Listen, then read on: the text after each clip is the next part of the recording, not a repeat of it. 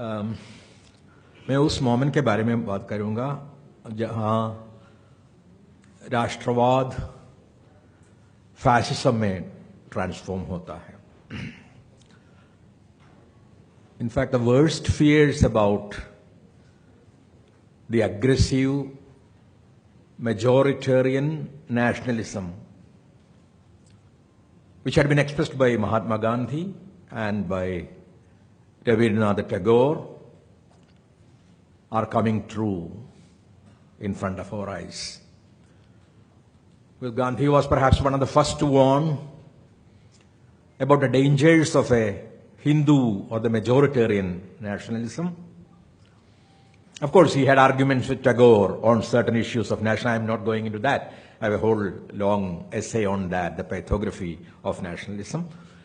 But Tagore and Gandhi were both agreed on the possible perils, on the possible dangers of the development of a majoritarian nationalism, an aggressive, rapacious, greedy, chauvinistic nationalism based on hatred in India, which will lead to what Aburwan has just spoken about, the culture of violence, the suppression of the freedom and of the civil rights, and the othering of minorities, and the ultimate murder of the very idea of India as a sovereign, secular, socialist, democratic republic, the way in which our constitution has defined it, and to put that India under challenge. Because all the four estates of democracy, as we know, are under siege. And about the fourth estate, I need not say speak about the revelations which just come out in the last 2 days. So, when is it that nationalism gets transformed, or rather slips into the Nazi model of fascism? There have been several definitions of fascism. I'm not quoting anyone, but you know that right from Umberto Eco to Hannah Arendt and Palcott Parsons, a lot of intellectuals, right from William Reeve perhaps, have tried to define what fascism is. I'll just mention some of the basic characteristics of fascism, and you can just connect it with what is happening around us today. One is the uncritical worship of a past, but a manufactured golden past. Because the Hindutvadis keep saying that we had a great golden past when we were not divided, we were all together, we were all Hindus. But we know that it is a myth.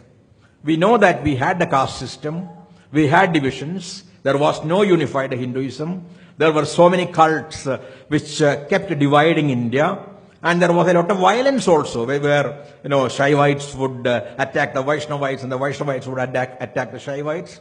I am not saying that we did not have anything positive in our tradition. We did have, and we need to uphold whatever was positive in our tradition. But we had divisions, we had violence in that past, and we never had, because that is the way in which history is being reconceived today. There was a golden past when everything was fine, and then came a medieval time when the Muslims came and destroyed the fabric of the nation. And then the British came, there was a period of colonialism, and now we want to retrieve that lost golden past. That is the way in which history, national history, is being presented today. So, as a result of this, there is also a natural distortion of history. Objective history is being sidelined, and a new history is being created, which has been called Hindu history. That is what the Vishwa Hindu Parishad says. We should have a Hindu history. And that also is related to what can be called, what Tagore also had called racial egoism. Now there's a lot of talk about Aryans. I come from Kerala, so I should be Davidian by that definition. Even though anyone who has studied anthropology or studied history knows that we are all actually a mixed people. We are a mixed people. And it is not possible for anybody in India today to claim that he or she is Aryan or Dravidian or belongs to any particular race. But now there is a revival of the pride in the Aryan blood, which was also the basis, as you very well know, of Hitler's Nazism in Germany. And then there is looking at the people as a monolith, which again is a symptom of fascism. I mean, already in the last session there was a lot of talk about the suppression of diversity, the murder of the plurality of India, which again is characteristic of all kinds of fascism, of which Eco calls it Ur-fascism, a kind of universal fascism. And then, so there is a denial of diversity, and as a consequence, there is a denial of agency to the people. There is a rejection of rational thinking. I need not give you examples, right from the Prime Minister to the leaders of the various divisions of the Hindutva Brigade. Everybody is confusing myth and legend for science. Wendy Doniger has just come out with a book called Beyond the Dharma, which some of you must have read, where she uses the word mythoscience for this new kind of science, which is a mixture of mythology and science. When mythology is conceived as science and presented as science, and seeing the opposition as the enemy, seeing dissent as conspiracy, valorizing death, and a kind of macho nationalism, which is extremely patriarchal. You have heard of Hitler's notorious definition that a country, the people are like women, and they will easily submit to a strong man, which shows both the contempt for the nation and the contempt for the people, and certainly contempt for women. So this patriarchy, this kind of show of the muscle and all that talk about the chest of a particular leader, well, this comes exactly from this macho idea, a patriarchal idea of the nation, and a contempt for the weaker sections, a suspicion of artists, of intellectuals, which we have seen. It is not only suspicion, it has led to the murder, as we very well know, of journalists and thinkers, including spiritual thinkers and Gandhians, right? Like, I need not name them, Pansare and Thabolkar and Gauri Lankesh and M.M. Kalburgi. None of whom was in fact against the tradition of the positive traditions of the nation, but who always upheld the best in the tradition. And one of them was a Gandhian, one of them was a follower of Basava, who was a great a spiritual reformer. And so these are the people they chose to kill, other than, of course, Muslims in the day. Whether it is Junaid or Najib, who has disappeared, about whom we know very little, and of course, right from Pahlavi Khan and Akla Khan. So in the name of food, so we have seen people being killed in the name of food, in the name of thought, in the name of various kinds of philosophical attitudes and of dissent. And so there is a contempt for the weaker sections and faulting democracy as a kind of inconvenience. That is typical of fascists. Democracy is a kind of inconvenience in the path of the so-called development. And who does this development benefit? Does it benefit the ordinary man? It was Gandhi who said we should look at everything from the point of view of the commonest man. And this development, as we very well know, has benefited only a few corporates, a few families. And for this development, they think democracy a kind of inconvenience, because it gives freedom to people.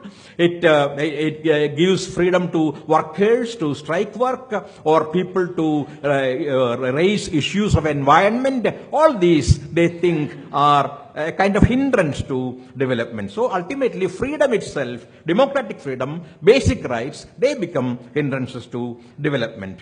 And there is also, as a part of it, an anti-labor, anti-environment stance, and the reduction of the privileges of the working people, and equating peace with surrender, a fear of difference and diversity, and a contempt for any kind of subtle and nuanced thinking, and a colonization of the state, and a combination, a strange combination, paradoxical combination of the populist rhetoric with a pro-upper class policy.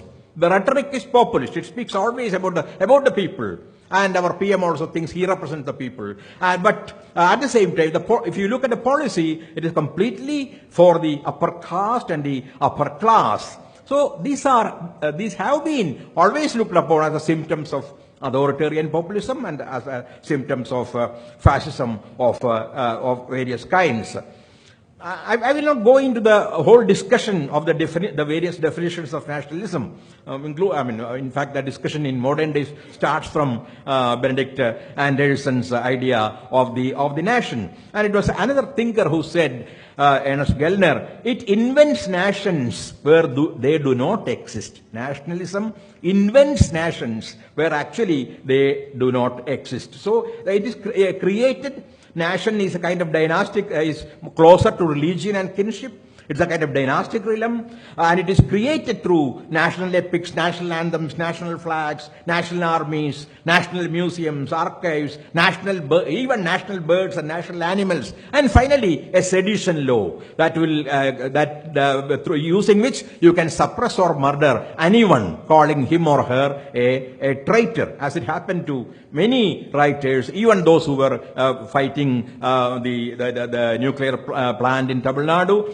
So right from Arundhati Roy to the leaders of environmental movements, you find all of them have been charged with sedition, which originally, remember, was a colonial law, which we should have removed as soon as we got independence, but it is still being abused to attack people who really love the nation and who try to do something for the people. So and one part of this kind of nationalism is also surveillance. That is, in fact, today with the new technologies, there is no need of appointing prisoners, appointing people to watch you. But if you can turn the whole country into a jail, and if the ministry and all the bureaucrats are jailers, there is no need for separate jails. It is easier today to turn the whole country into a jail, into a prison, because you are being watched. Everything that you do, every message that you send on your smartphone, every message that you convey on your WhatsApp, every email that you send. So you are under constant watch, constant surveillance. As a result, every person becomes, in some sense, a kind of what is called a panopticon. So yeah, so there is a kind of a psychopolitics at work, where every subject of the nation becomes a digitalized and networked subject, which becomes something like a panopticon, which is, that Foucault uses that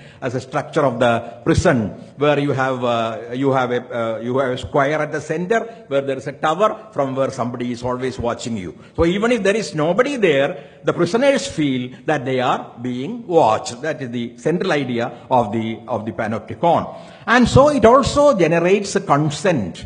A word that Gramsci uses, that is, it creates, even though the government has its own plans, you feel that you are a part of it. You feel that you have agreed to, you found people queuing up after demonetization. We find people queuing up to make their Aadhaar cards and silently supporting the murder of opponents, or silently watching the takeover of every liberal institution, manipulation of education, and all the anti-immigrant and anti-labor laws. And so there is a kind of constant shaping of a so-called common sense, which will only support the hegemonic classes. I mean the ruling classes, the ruling castes, and the ruling gender. So I have been asked to close. I will just close saying, so what do we need to do? We need to perhaps develop another idea of nationalism, what can be called a democratic, in